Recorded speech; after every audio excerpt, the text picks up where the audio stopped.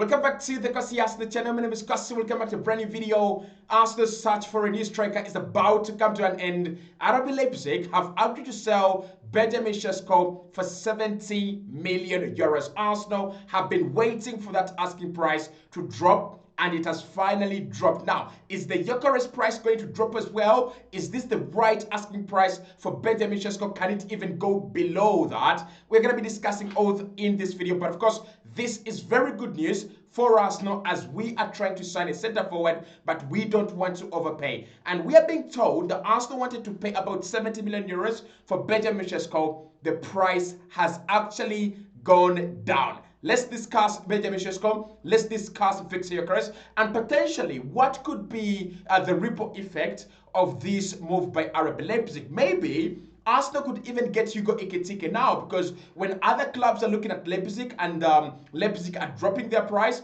maybe Hugo Ekitike becomes 60 million or becomes available for 55 million. Maybe EUREOS becomes available for even less than 70 or 60 million euros. But the question I want to put to you, if both strikers were available for 70 million euros, because as far as we understand, according to Bild, Sesko is going to go for 70 million euros with a few add-ons. Now, the agreement that Sporting have with Victor EUREOS clearly states that the player will leave for 60 to 70 million euros. So, if both strikers are going to go for 70 million euros, which one are you going for? Yes, we've been talking about EUREOS. He's been cheaper. He's a market opportunity. Now, Leipzig is saying, we're not going to get 90 million, we're not going to get 80 million for this guy. Let's just agree to sell him for 70 million euros and then get this one done with. Let's get into it. Let's start off with that big story from the Bild, confirming there that RB Leipzig have lowered their asking price for Benjamin Sesko with 70 million euros and a few add-ons, now more realistic than what they were asking for, which was 80 million euros plus add-ons, taking the deal to 100 million euros. The German side want a deal done sooner rather than later, so they can act in the transfer market themselves as well. Arsenal, Andrea Bata, you absolute genius, you absolute smart people, you have got your deal. Now, I reported a week ago that what was going on between Arsenal and Leipzig and Arsenal and Sporting was very clear. Arsenal didn't want to pay anything above what they felt comfortable for Sesko, and that was the same case for EUREOS. Now, Sporting know a couple of clubs are looking for a striker, and so do RB Leipzig. And all clubs were saying, listen, Liverpool are there, they want a centre forward, Chelsea want a centre forward, Arsenal want a centre forward, Manchester United want a centre forward, and a couple of other clubs. So what they were doing, they were trying to raise their prices to the skies. And Arsenal said, okay, what we are going to do, we are going to do other businesses with clubs that want to do business right about now. We went and talked to Valencia on Mosquera. We signed Martin Zubimendi. We did the Kepa deal, and we also signed Christian Nogan. Now, RB Leipzig are looking at Arsenal. Arsenal are doing their deals, and they're not bothered about Sesko. They're not even bothered about the price of Sesko, right? Because Arsenal made it clear they want to sign Sesko for 70 million euros, and they know a deal can be done. So I think Leipzig are becoming desperate. It is the same thing with Sporting. We'll talk about EUREOS, but let's first talk about RB Leipzig. If you're RB Leipzig and you have a gentleman's agreement with Benjamin Sesko to let him go this summer, the players agreed personal terms already with Arsenal, and Xavi Simons has also told you, I want to go. That means that you have two important players to replace in the squad. That is number one. That means you have to go in the market with enough cash, but also very early. Otherwise, for a team like RB Leipzig, you might not get the players that you actually want. You're not going to spend a lot of money. You have to compete with Brighton, with Dortmund, with Everton, with Brentford, with Tottenham. You have to compete with all these other clubs that don't spend a lot of money, but actually sign very, very good talent. And Leipzig are looking at the time, and it is running out. And that's why they're actually saying, listen, 70 million, yeah, we shall take it. Now, Bild obviously is one of the most credible outlets in German, apart from Sky Sports German, I think Bild are the closest to be very reliable. And when they say something, it is 9 out of 10 very, very true. And the reason they've actually put is very, very right. RB Leipzig want this deal done in order for them to go and complete other deals, in order for them to move on from this deal. Remember, they also still have to negotiate the Xavi Simons deal. But I think all these clubs have been let down and disappointed by the striker market. Every club that has a striker thought they were going to make a lot of money, thought they were going to price everyone out of a move. Because they say that they wanted 100 million for Benjamin Sesko because Newcastle is selling Alexander Isak for 100 million euros. Mate, these guys are not at the same level. Benjamin Sesko is Alexander Isak 5 years ago or 4 years ago. Isak is world-class level right now. And I don't know who told RB Leipzig that Sesko is world-class, because it's not, right? You're selling pure, raw talent that is not even refined. Arsenal have a lot to do in order to make Sesko a sensible signing. We have a lot to do in terms of his fast touch, in terms of his touches under pressure, in terms of his finishing, in terms of his numbers, in terms of experience. This guy has nothing that warranties 100 million euros or even 90 million euros, let alone 80 million euros. And Arsenal and Andre Bart have been telling this to Leipzig, but I think Leipzig have been trying to play the waiting game. Let's wait for Liverpool. Let's wait for Manchester United. We know that other clubs also want, a striker. So let's wait and see if anyone is actually going to come in. And now it's July. You have about 1.5 months to prepare for the new season.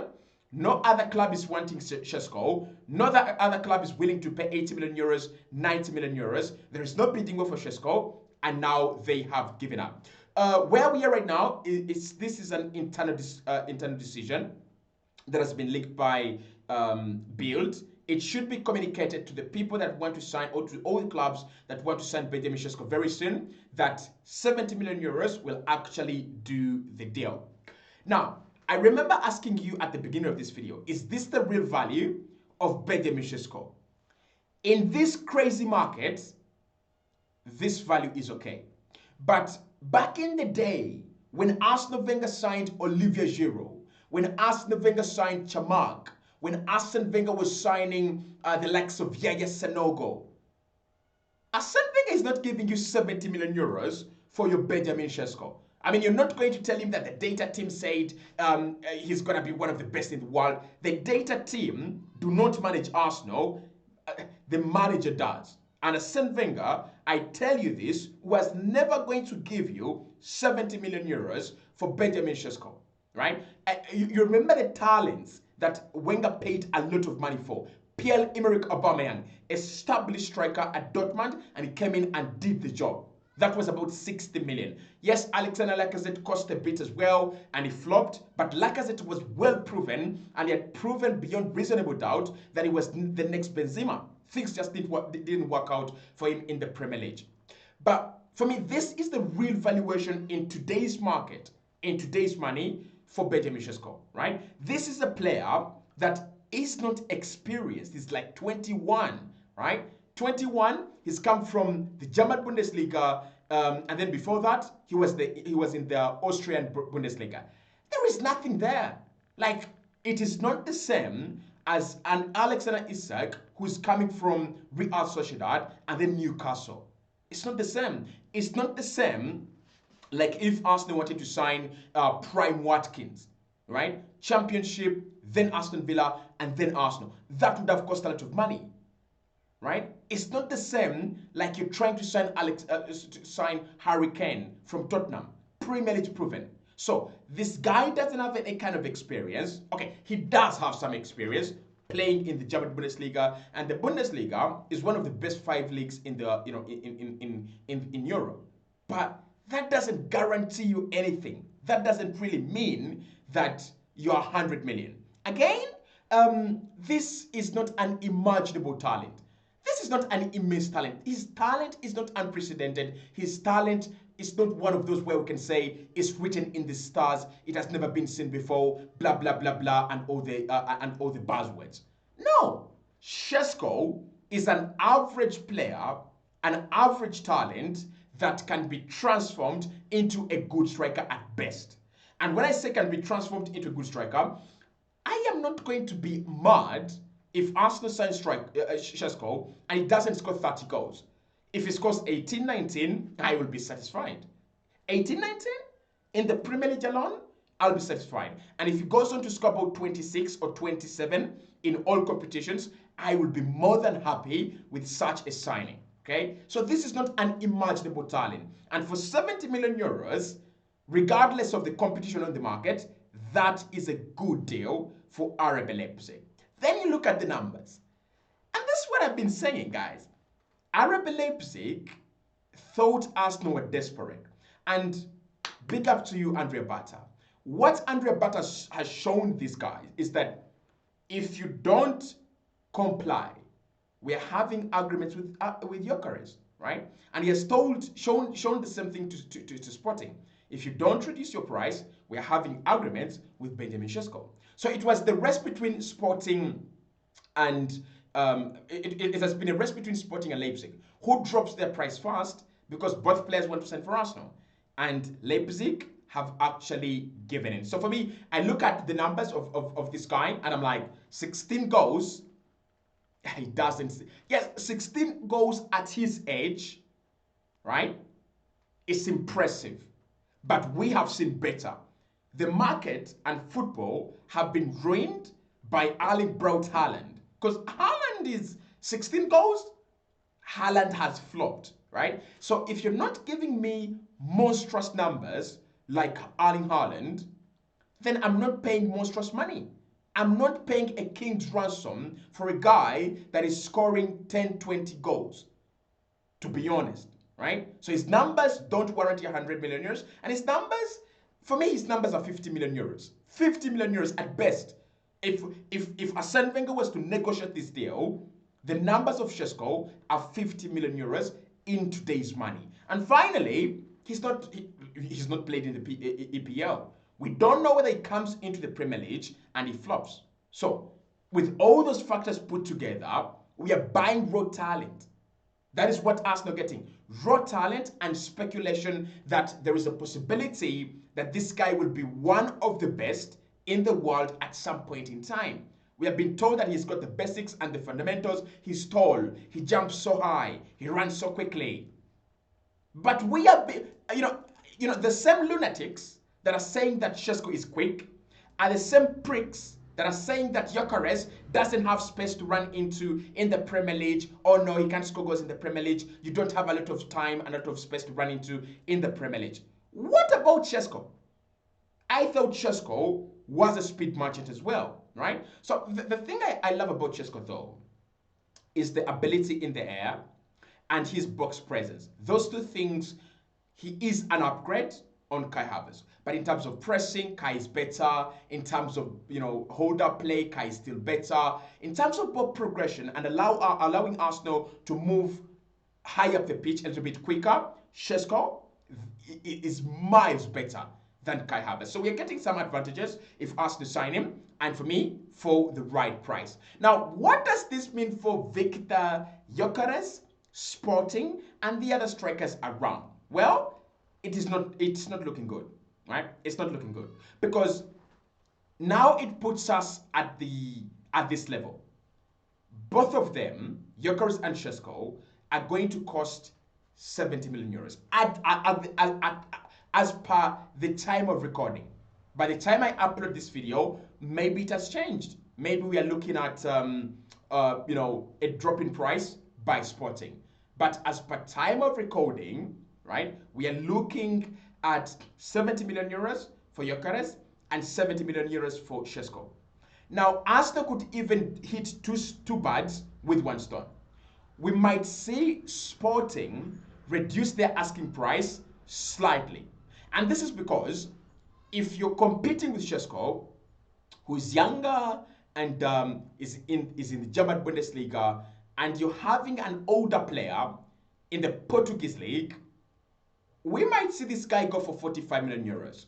We might see Sporting accept 50 million euros or even less than that, because there's been a drastic drop in Sesko's price. That means Arsenal are attracted. So in order for Sporting to attract us, they've got to drop their price even lower than RB Leipzig. So Arsenal will be winning in whatever conditions.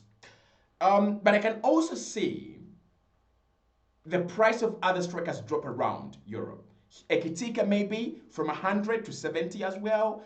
Osimhen, maybe the price could drop. And Joe Pedro, maybe the price can drop as well, because now they know if you have a club like Arsenal sign Sesko, you're not left with many options in terms of clubs that want to sign in number 9. But to go to the most important question, if it is 70 million for both of them, who do I go for? I think you better go for Sesko, isn't it? I like EUREOS, really. I want Arsenal to win right now. I want Arsenal to win right now. And that's why it's EUREOS. But the price for EUREOS, if Sesko is 70 million euros, the price for EUREOS then has to drop as well. Otherwise, I might go for the younger guy. I might go for Sesko.